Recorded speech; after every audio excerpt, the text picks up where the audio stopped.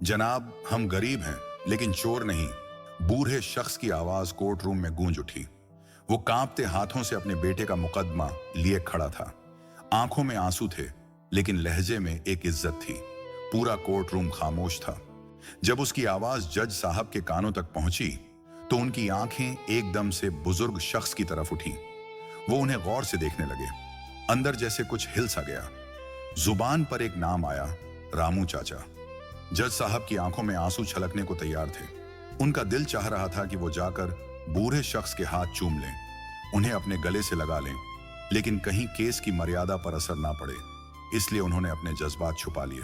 कौन था ये बूढ़ा शख्स और क्यों जज साहब की आंखों में आंसू आ गए? दोस्तों, आज की कहानी हमें यह सिखाएगी कि कभी कभी हमारी छोटी सी कोशिश किसी की जिंदगी बदल देती है, और इस छोटी सी कोशिश के लिए हमारा अमीर होना जरूरी नहीं, बस दिल अमीर होना चाहिए। इस कहानी को आखिर तक जरूर देखें। रामू चाचा चौराहे के किनारे एक छोटी सी रेड़ी लगाकर चाय बेचने वाले शख्स थे। वो अपने छोटे से काम में खुश थे। उनका मिजाज बहुत सीधा साधा था। हंसते मुस्कुराते चेहरे वाले ये शख्स दुनिया की कड़वाहटों में भी मिठास घोलने का हुनर जानते थे। रेड़ी से उठती चाय की खुशबू और ताजी रोटियों की भाप वहां से गुजरने वालों को एक पल के लिए रोक देती थी। उसी चौराहे से हर रोज एक 8 साल का बच्चा पैदल स्कूल जाता था। पुराने कपड़े, कंधे पर लटका पुराना बस्ता और आंखों में सपनों की चमक। वो एक बहुत गरीब परिवार से था, इतना गरीब कि अक्सर सुबह नाश्ता भी नसीब नहीं होता था। एक दिन खाली पेट स्कूल जाते हुए वो रामू चाचा की रेड़ी के पास रुका। चाय की खुशबू ने उसे रोक लिया था। वो बेचैनी से रेड़ी पर रखी गर्म गर्म रोटियों को देखने लगा।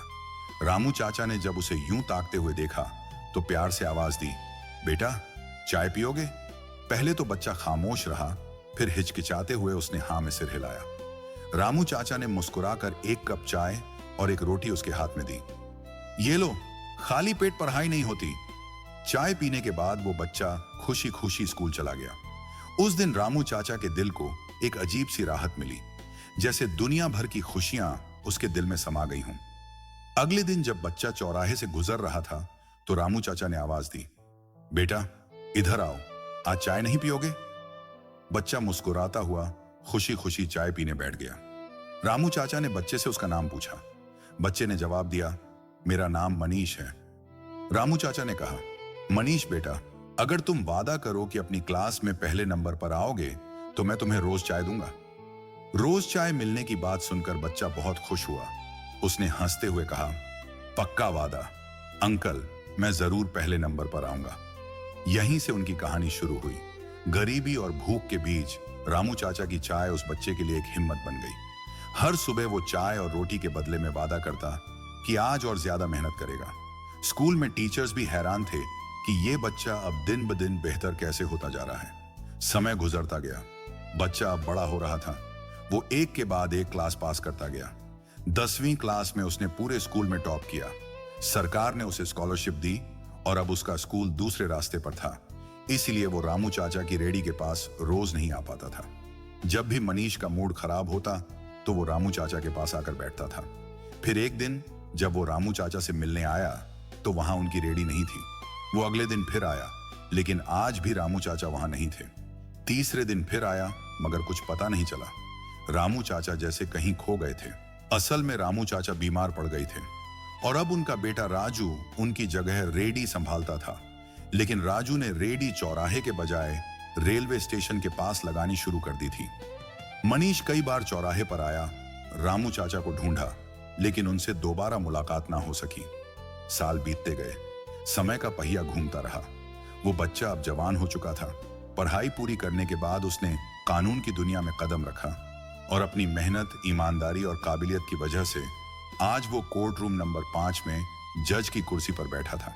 मगर आज का दिन कुछ खास था। अदालत में खड़ा वो बूढ़ा शख्स, जिनका शरीर कमजोर था, चेहरे पर झुर्रियां थीं, कपड़े सादे थे, हाथों में कंपन, लेकिन आंखों में वही प्यार था। जज साहब ने नजरें उठाकर उन्हें देखा तो एक पल के लिए समय थम सा गया। ये वही शख्स थे जिनकी चाय ने एक भूखे बच्चे को सपने दिखाए थे, जिनकी रोटी ने उसके दिल में हिम्मत भरी थी। जज की आंखें भीग गईं। उसी लम्हे कोर्ट रूम में पूरी तरह से सन्नाटा छा गया। कोर्ट रूम में राजू को हथकड़ियों में लाया गया। रामू चाचा की आंखें भर आईं, मगर उन्होंने खुद को संभाला। वो कमजोर नहीं पड़ सकते थे। वो एक बाप थे और आज अपने बेटे के लिए इंसाफ मांगने आए थे। जज साहब कुर्सी पर बैठे एक सख्त चेहरे के साथ मुकद्दमे सुन रहे थे। रामू चाचा के बेटे राजू का केस बुलाया गया। रामू चाचा ने आगे बढ़कर जज को सलाम किया और धीमी मगर मजबूत आवाज में कहा, जनाब, हम गरीब हैं लेकिन चोर नहीं। बूढ़े शख्स की आवाज कोर्ट रूम में गूंज उठी। वो कांपते हाथों से अपने बेटे का मुकद्दमा लेके खड़े थे। आंखों में आंसू थे लेकिन लहजे में इज्जत। जनाब, मेरा बेटा बेकसूर है। वो चाय की रेडी चलाता है। उस दिन जब चोरी हुई वो स्टेशन पर ही अपनी रेडी पर था। जज ने फाइल देखी। तुम्हारे पास कोई गवाह या सबूत है? रामू चाचा ने मोहल्ले के एक दुकानदार का जिक्र किया जो उस समय राजू के पास चाय पी रहा था। अदालत ने इस बात को नोट किया और वकीलों की जुबानी बहस शुरू हुई। दूसरे वकील ने राजू को गुनहगार बताया और उसके लिए सख्त सजा की मांग की। जज ने कुछ देर फाइल पर नजर डाली और कहा, अदालत को और जांच पड़ताल की जरूरत है। अगली सुनवाई 1 हफ्ते बाद होगी। तब तक राजू पुलिस की हिरासत में रहेगा। रामू चाचा खामोश खड़े रहे। उन्होंने बस सिर हिलाया जैसे उन्होंने कुछ सुना ही ना हो। उनकी नजरें बस राजू पर टिकी थीं, जो पलटकर अपने बाप को देख रहा था। उसकी आंखें कुछ कह रही थीं, शायद ये कि बापू, मुझे बचा लो। अदालत से निकलते हुए रामू चाचा ने एक लंबी सांस ली। उनके दिल में बेचैनी थी। वो सोच रहे थे, क्या गरीबों को कभी इंसाफ मिलता है? क्या मेरा सच कभी किसी के दिल को छू पाएगा? दूसरी तरफ जज उठकर अपने कमरे में आ गए। उन्होंने मेज पर फाइलें रखी और अपने वॉलेट से एक पुरानी फोटो निकाली, एक छोटा बच्चा पुराने कपड़ों में। जज ने तस्वीर कुछ देर तक देखी, फिर एक गहरी सांस ली और वापस वॉलेट में रख दी। उन्होंने आहिस्ता से अपनी आंखें बंद की, जैसे वो अपने बीते हुए कल में झांक रहे हों। रामू को कुछ खबर नहीं थी कि जिस शख्स के सामने वो इंसाफ मांग रहे हैं, वही कभी एक समय उनके 1 कप चाय का कर्जदार था। अदालत से निकलकर रामू सीधे स्टेशन के पीछे अपनी झोपड़ी में आए। बेटे के ना होने की वजह से घर जैसे वीरान लग रहा था। वो राजू के बचपन की तस्वीरें देखने लगा। बेटे की मोहब्बत में आंखों से आंसू गिर रहे थे। अगली सुनवाई का दिन आया। रामू अदालत के दरवाजे पर खामोश खड़े थे। वो अब थके हुए लग रहे थे, मगर उनके चेहरे पर आज भी वही उम्मीद की एक किरण थी। मोहल्ले से कुछ लोग भी आए थे। वो सब गवाही देने के लिए तैयार थे, मगर सवाल यह था, क्या इन गवाहों की बात को अदालत अहमियत देगी? अदालत में जज साहब कोर्ट रूम नंबर 5 में दाखिल हुए। माहौल बहुत गंभीर था। बुलाया जाए केस नंबर 647, सरकार बनाम राजू रामदास। रामू ने अपनी फाइल मजबूती से पकड़ी। राजू को अदालत में लाया गया। हथकड़ियां अब भी लगी हुई थीं। राजू का चेहरा थका हुआ था, मगर अपने बाप को देखकर उसकी आंखों में थोड़ी चमक आई। जज साहब ने नजर उठाकर रामू की तरफ देखा। फिर वकीलों की बहस शुरू हुई। गवाहों को बुलाया गया। स्टेशन के एक चाय वाले ने बताया कि राजू उस दिन रेडी लगाकर पूरा दिन बैठा था जब चोरी की शिकायत दर्ज हुई। दूसरा रेडी वाला बोला, साहब, मैं भी गवाह हूं, राजू उस दिन रेडी पर ही था। ऑपोजिट वकील ने कहा, जनाब, ये सब बेबुनियाद बातें हैं। कोई वीडियो सबूत नहीं, कोई पक्की गवाही नहीं। जज साहब ने सब सुना। खामोशी छा गई। एक पल के लिए समय थम सा गया। फिर जज साहब ने फैसला सुनाने के लिए अपनी नजरें फाइल पर झुकाईं और कहा, अदालत को और सोचने समझने की जरूरत है। फैसला कल सुबह सुनाया जाएगा। रामू चाचा की सांस जैसे रुक गई हो। राजू को फिर से पुलिस ले गई और रामू चाचा खामोशी से बैठे रहे, जैसे पत्थर की मूरत हो, मगर उनकी आंखें अब भी उम्मीद से भरी थीं। जज साहब अदालत से बाहर निकले और एक पल के लिए पलटकर रामू चाचा की तरफ देखा, जैसे वो कुछ कहना चाहते हो, कुछ ऐसा जो बरसों से दिल में दबा हो। अगले दिन सुबह का समय था। कोर्ट रूम नंबर 5 में एक अजीब सी खामोशी छाई हुई थी। ये वो दिन था जिसका रामू चाचा पिछले कई दिनों से इंतजार कर रहे थे। जज साहब समय पर आए। उनके चेहरे पर हमेशा की गंभीरता थी, मगर आज आंखों में एक अजीब सी नमी भी थी। शायद कोई अनकही बात दिल में दबी हुई थी। रामू चाचा पिछली बेंच पर बैठे थे, नजरें झुकाए हुए। राजू को लाया गया। आज उसके चेहरे पर बहुत थकान थी। जज साहब ने फाइल खोली। कोर्ट रूम में पूरी तरह खामोशी छा गई। उन्होंने आहिस्ता आवाज में कहना शुरू किया, अदालत ने सभी गवाहों की बात सुनी, सबूतों को देखा। मामला पेचीदा जरूर है, लेकिन इंसान की सच्चाई सिर्फ कागजी सबूतों से नहीं, उसकी नीयत और काम से भी परखी जाती है। फिर वो कुछ पल के लिए रुके और बोले, आज एक सवाल मेरे दिल में बार बार आ रहा है कि अगर इंसाफ सिर्फ उन्हीं के लिए हो जिनके पास पैसे, ताकत और वकील हैं, तो गरीबों के लिए अदालत का दरवाजा खुला ही क्यों है? पूरा कमरा खामोश था। रामू चाचा की सांस थम गई थी। जज साहब ने फैसला सुनाया। अदालत राजू रामदास को सभी इल्जामों से बरी करती है। कमरे में एक पल के लिए सन्नाटा छा गया।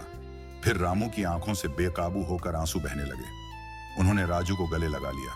राजू खामोश था, मगर उसके कंधे पर अपने बाप का हाथ था। सब लोग जाने के लिए उठ के खड़े हुए, मगर रामू अपनी जगह से नहीं हिले। जज साहब अपनी सीट से उठे और आहिस्ता आहिस्ता बूढ़े शख्स के पास आए और बोले, रामू चाचा। ये शब्द सुनकर पूरा कमरा चौंक गया। रामू चाचा ने चौंक कर देखा। ये आवाज, ये अंदाज जैसे बरसों पहले सुना हो। जज साहब फिर धीरे से बोले, आपको याद है करीब 25 साल पहले एक छोटा लड़का भूखा प्यासा आपकी रेडी के पास खड़ा था और आपने उसे चाय पिलाई थी? आपने कहा था, बेटा रोज चाय मिलेगी अगर तुम अपनी क्लास में पहले नंबर पर आओगे। रामू चाचा की आंखों में हैरानी और फिर पहचान झलकने लगी। वो कुछ बोलने ही वाले थे कि जज साहब फिर बोले, रामू चाचा, वो लड़का मैं था और आप मेरे पिता की तरह हैं। कमरे में हर आंख हैरानी से जज को देख रही थी, जो आज अपनी वर्दी और ओहदे से निकलकर सिर्फ एक इंसान की तरह बात कर रहे थे। रामू चाचा कुछ नहीं बोल सके, सिर्फ आंखों से 2 बूंद आंसू बह निकले, जो बरसों के दर्द का समंदर थे। जज साहब ने हाथ जोड़े और कहा, चाय का वो एक कप मेरी जिंदगी की सबसे बड़ी डिग्री थी जिसने मुझे इंसान बनाया। फिर वो लोगों की तरफ मुड़े और कहा, रामू चाचा जैसे लोग हमें सिखाते हैं कि इंसानियत का मतलब क्या होता है। इस शख्स ने मेरे लिए वो किया जो शायद मेरा बाप भी ना कर पाता। मैं आज जो भी हूं, इनके दिए हुए एक कप चाय और एक रोटी की वजह से हूं। अदालत का माहौल रामू चाचा के लिए इज्जत से गूंज उठा। जज साहब ने रामू चाचा के पांव छुए और उनका हाथ पकड़कर कहा, चाचा, अब आप और आपका बेटा राजू मेरे साथ रहेंगे। दोस्तों, ये कोई आम फैसला नहीं था, ये एक इंसानियत का फैसला था। एक बच्चे के दिल में बसी मोहब्बत का जवाब था, एक चाय वाले की नेकी का इनाम था। आज राजू रिहा हुआ, लेकिन असली इंसाफ उस पल हुआ जब एक जज ने अपने बीते हुए कल को कबूल किया और एक चाय वाले को वो इज्जत दी जिसका वो हकदार था। अगर आपको यह कहानी पसंद आई तो चैनल को सब्सक्राइब और वीडियो को लाइक जरूर करें।